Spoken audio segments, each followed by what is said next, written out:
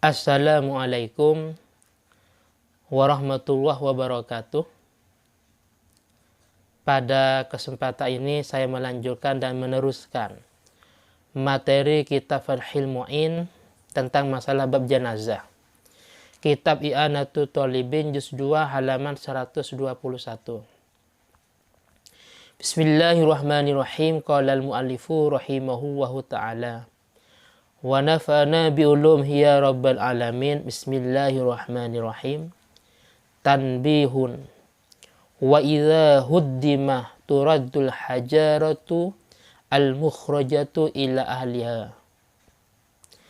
Sebelum saya menjelaskan apa yang saya baca ini, maka saya mengaitkan atau menghubungkan dengan penjelasan yang kemarin. Kemarin dijelaskan bahwasanya ketika ada sebuah pemakaman yang sifatnya ada bangunannya. Jadi kalau memang ada cor-corannya atau bangunan di kuburan itu, dan ketepatan bukan di tanah pribadi, bukan milik pribadi, akan tetapi tanah umum. Istilah umum itu kalau dalam fikih ada dua istilah. Ada al-ardul musabbalah, ada al-ardul mauqufah. Ada bumi musabbalah, ada bumi waqaf.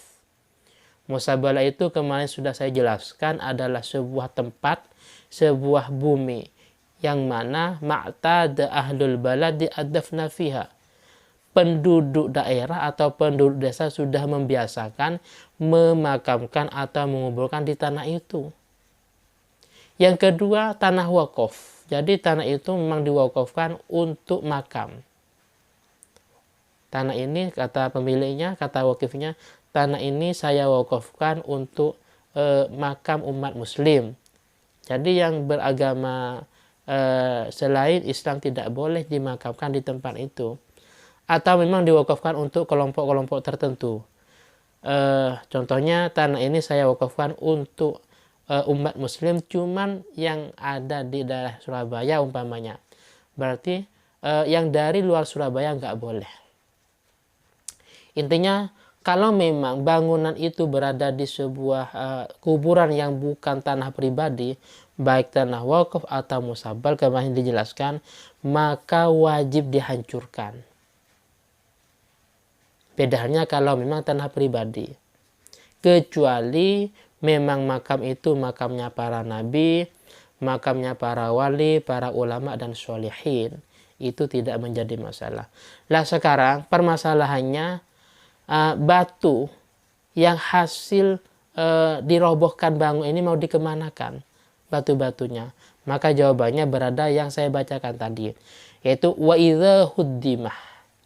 Kalau memang bangunan itu sudah dihancurkan, sudah dirobohkan, maka turaddul hajaratul al-mukhrajatu. Maka batu yang dikeluarkan itu harus dikembalikan ila ahliha, kepada ahli warisnya. Jadi dikembalikan kalau memang dianggap berharga. Atau itu pun in urifu, kalau memang ahli warisnya diketahui. Au yukhalla bainahuma, atau dibiarkan saja. Jadi batu-batu itu dibiarkan saja. Wa illa famalun do'iun wa hukmuhu ma'rufun. Wa illa, kalau memang ahli warisnya itu tidak diketahui. Jadi dari orang-orang yang menghancurkan bangun itu ternyata satu pun tidak ada yang tahu siapa ahli warisnya yang. Bagaimana? Maka itu dianggap sebuah malun do'e. Wa hukmuhu ma'ruf. Sedangkan hukumnya malun do'e itu sudah ma'ruf, sudah maklum, sudah dijelaskan dan diketahui dalam beberapa kitab fikih. Penjelasannya ma'ruf itu atau yang hukumnya malun do'e adalah di sini dijelaskan. Harus diserahkan kepada Baitul Mal, kepada Baitul Mal yaitu uang kas negara. Kalau memang itu masih tersusun rapi, masih tertib.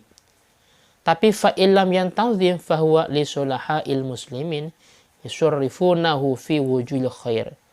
Kalau memang Baitul Mal itu tidak tertib, tidak teratur, tidak jelas, maka batu tadi dari bangunan yang dihancurkan itu harus dialokasikan kepada sulaha al-muslimin, kepada orang-orang Islam yang soleh, sehingga digunakan untuk wujuhul khair, untuk kebaikan. Mungkin untuk di pembangunan masjid, pembangunan pesantren, madrasah atau yang lain. Yang penting digunakan untuk kebaikan.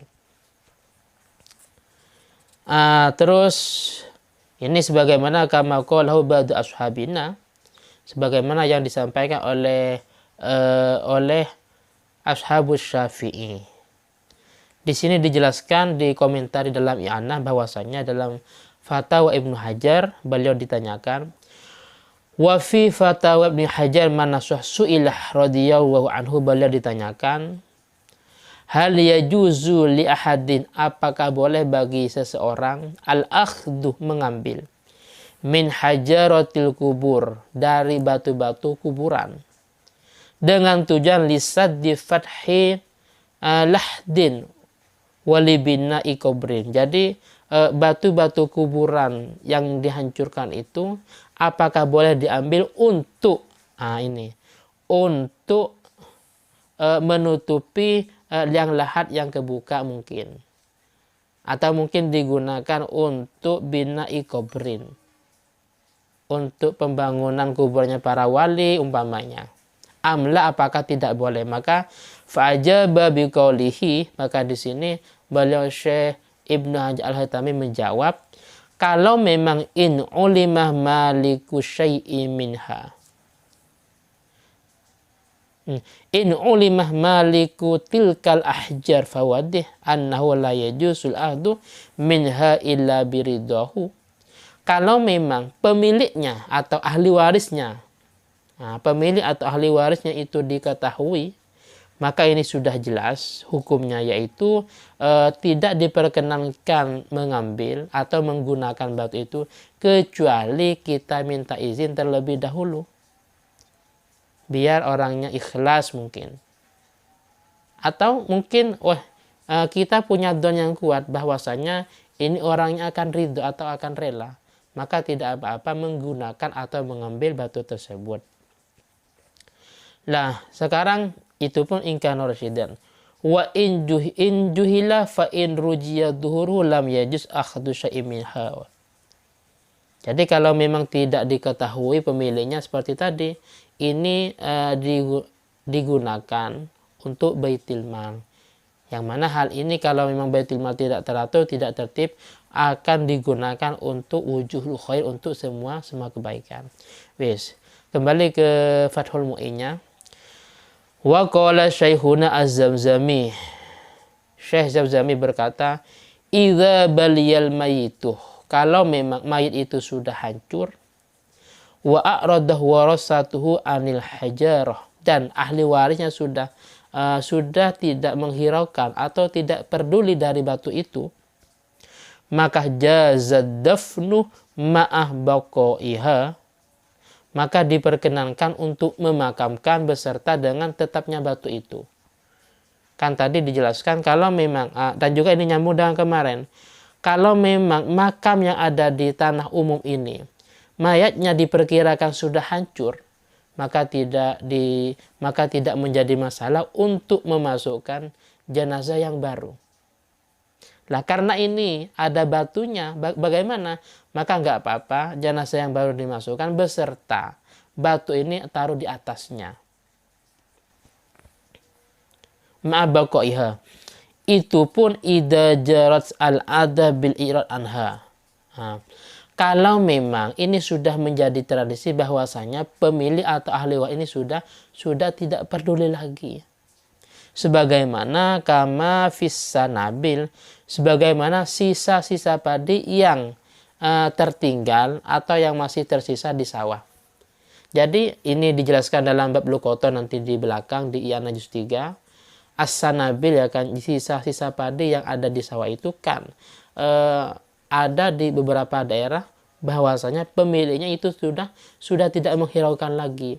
Kalau memang sudah menjadi tradisi bahwasanya pemiliknya tidak menghiraukan lagi, maka diperkenankan untuk mengambil sisa-sisa padi tersebut.